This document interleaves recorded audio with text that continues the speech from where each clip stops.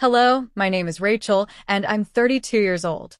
I've been married to my husband, Adam, for 6 years, and we live in Denver, Colorado. We're a middle-class couple, but I've always been careful with money and smart about saving. That's why, when Adam's family suggested a luxury vacation, I decided to use my hard-earned savings to make it happen for everyone. It was my way of showing appreciation to his family, even though our relationship hasn't always been smooth.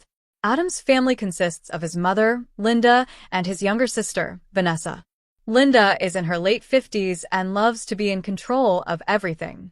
Vanessa, at 27, is married and has a reputation for being spoiled and self-centered.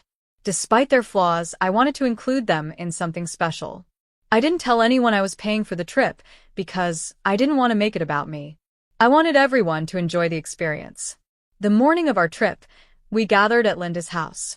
Everyone was excited, chatting about the places we would visit. I was quietly checking my bags, feeling proud of how I had managed to organize everything without anyone knowing the effort it took. That's when Vanessa decided to ruin the mood. "Are you sure Rachel should come along?" Vanessa asked loudly, smirking as she glanced at me. This is a luxury trip, after all. Poor people usually don't belong on these kinds of vacations. I froze, my face burning with embarrassment. Adam was about to say something, but Linda chimed in before he could. "Vanessa, behave." "But honestly, Rachel, Vanessa has a point. Are you sure you'll be comfortable with the kind of expenses this trip requires?" I couldn't believe what I was hearing. I had been so thoughtful and generous, and here they were, belittling me in front of everyone. Adam tried to defend me, but Vanessa just shrugged and walked off, laughing. That moment hurt me deeply. I thought about all the hours I'd worked, the sacrifices I'd made to save for this trip, and how I wanted to give them something unforgettable. Instead of gratitude, I got humiliation. I kept quiet, swallowing my pride, but inside, I was furious. As everyone got ready to leave, I pulled Adam aside and told him what I had done. "Adam, I need to tell you something," I whispered. "I paid for this entire trip. The flights, the hotels, everything. And after what just happened, I don't think I can let them go on this vacation." Adam's eyes widened in shock. "You're serious? Rachel, you didn't have to do that. But honestly, I understand why you feel this way." With Adam's support, I made a bold decision. I canceled Vanessa's and Linda's tickets. I didn't say a word to them. I wanted them to learn a lesson, to realize how much they had taken me for granted. I knew this choice would cause a storm, but at that moment, I didn't care. I was done being disrespected. The next morning, Adam and I headed to the airport early. Vanessa and Linda had planned to meet us there, completely unaware of what I had done. As we waited near the check-in counter, I couldn't help but feel a mix of nerves and satisfaction. Adam looked at me, concern in his eyes. "Are you sure about this, Rachel? They're going to be furious." "I'm sure," I replied firmly. "They've treated me like an outsider for too long. Maybe this will make them realize how much I've done for them." Just as I finished speaking, Vanessa and Linda arrived. Vanessa was dressed in head-to-toe designer clothing, her sunglasses perched on her head like a crown. Linda followed closely behind, her usual air of authority intact. They waved at us, oblivious to the surprise waiting for them. "Rachel, you look decent," Vanessa said with a fake smile, her tone dripping with sarcasm. "Ready to see how the other half lives?" I ignored her comment and waited for the moment to unfold.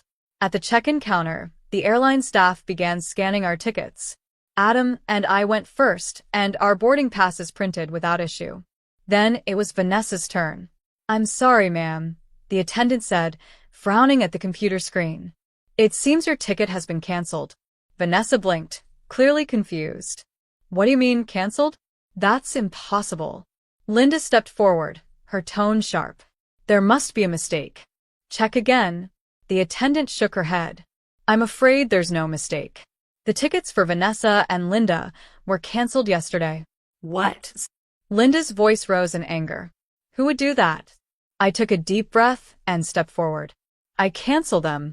Both Vanessa and Linda turned to me, their faces a mix of shock and fury. "You did what?" Linda spat. Why would you do something so ridiculous? Because I'm the one who paid for this entire trip, I said, my voice steady but firm. The flights, the hotels, everything. And after the way you treated me yesterday, I decided I didn't want to spend my hard-earned money on people who clearly don't respect me. Vanessa's jaw dropped. You're lying. There's no way you could afford all this. Adam jumped in. She's not lying, Vanessa. Rachel saved for months to make this happen, and you had the audacity to mock her. Linda looked at me, her face pale with embarrassment. You should have told us. How could you cancel our tickets without saying anything? I stared at her, unflinching. Would it have made a difference? You've never cared about what I contribute, Linda. This trip was supposed to bring us closer as a family, but instead, you made it clear I'm not good enough for you. So, no, I didn't feel the need to consult you. The confrontation caused a scene at the airport. Other passengers glanced at us, whispering among themselves. Vanessa was fuming, but Linda's anger quickly turned into an awkward silence. I can't believe this, Vanessa muttered. You've ruined everything. No, I said, my voice calm. I've finally stood up for myself. There's a difference. Adam and I boarded the plane, leaving them behind. As we settled into our seats, I felt a strange mix of guilt and relief. Adam squeezed my hand. You did the right thing, Rachel. When we arrived at our destination, we received countless angry texts from Linda and Vanessa. They accused me of being selfish and ruining their plans. I didn't reply. Instead, I blocked their numbers for the duration of the trip. Adam and I spent the next week exploring, relaxing, and enjoying the vacation without the weight of their negativity. For the first time, I felt like I could truly breathe. When we returned home, I learned from a mutual family friend that Vanessa and Linda had tried to book new tickets after the confrontation but couldn't afford the costs. It turned out they'd been struggling financially for months and had expected Adam and me to cover their expenses during the trip. This new information confirmed what I had always suspected. They had been taking advantage of my kindness all along. From that day forward, I decided to set boundaries. I wasn't going to let anyone walk over me again, no matter who they were. After we returned home, things took an unexpected turn. Linda and Vanessa weren't content with letting the matter drop. Instead, they escalated the situation by spreading false rumors about me to extended family members. Suddenly, I was receiving cold shoulders and disapproving looks from people I'd once considered friendly. They're telling everyone you're selfish and ungrateful, Adam said, reading a message from his cousin. They're making it sound like you canceled the trip out of spite. I sighed, frustrated but not surprised. Of course, they're twisting the story. They'll never admit what really happened. Determined to clear my name, I started digging for proof of how much I had done for the family. While looking through receipts and messages, I stumbled upon something shocking, a group chat between Linda and Vanessa. In it, they had been planning to manipulate me into paying for more luxury items during the trip. Don't worry, Vanessa had written. Rachel's so desperate for approval, she'll foot the bill for anything we ask. I showed the messages to Adam, who was furious. They've been using you this whole time. This discovery gave me the evidence I needed to confront them publicly. The following weekend, there was a family gathering at Adam's uncle's house. Knowing Linda and Vanessa would be there, I decided it was time to expose the truth. With Adam by my side, I calmly addressed the family. I know some of you think I'm selfish because I canceled Linda and Vanessa's tickets, I began. But what you don't know is that I paid for the entire trip, and they didn't contribute a single dollar. Gasps rippled through the room. Vanessa tried to interrupt, but I held up my hand. I also found these messages, I continued, pulling out printouts of their group chat. This is proof that they plan to take advantage of me. Linda and Vanessa turned pale as I read the incriminating messages aloud. By the time I finished, the room was dead silent. The fallout was immediate.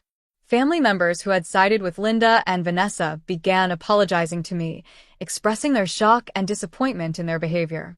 Vanessa stormed out of the room, followed by Linda, who couldn't even look me in the eye. But the surprises didn't stop there. Adam's uncle, who had always seemed indifferent, pulled me aside after the confrontation. I've always thought you were too good for them, he said. If you ever need help setting boundaries, let me know. A few weeks later, karma struck. Vanessa and her husband faced financial difficulties after a business deal went wrong, leaving them unable to maintain their lavish lifestyle. Linda, who had been relying on Vanessa for support, was forced to downsize her home and move in with Vanessa temporarily. Meanwhile, Adam and I flourished. With the negativity out of our lives, we focused on strengthening our relationship and planning for our future. I even started a blog about budgeting and standing up for yourself, which quickly gained a following.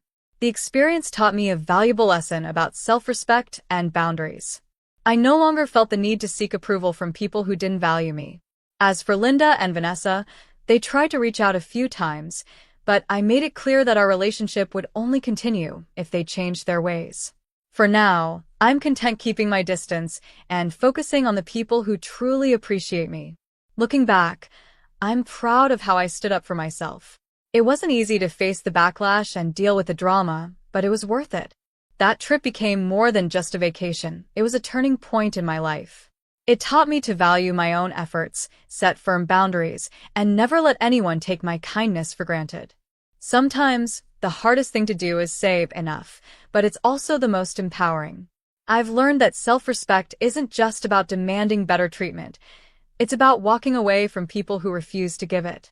For anyone out there dealing with difficult family dynamics, remember this. You deserve to be treated with respect and kindness. Don't let anyone dim your light. If you enjoyed this story, don't forget to like, comment, and subscribe for more. I'd love to hear your thoughts or similar experiences. Share them below. Until next time, take care and stand tall. Glowing star.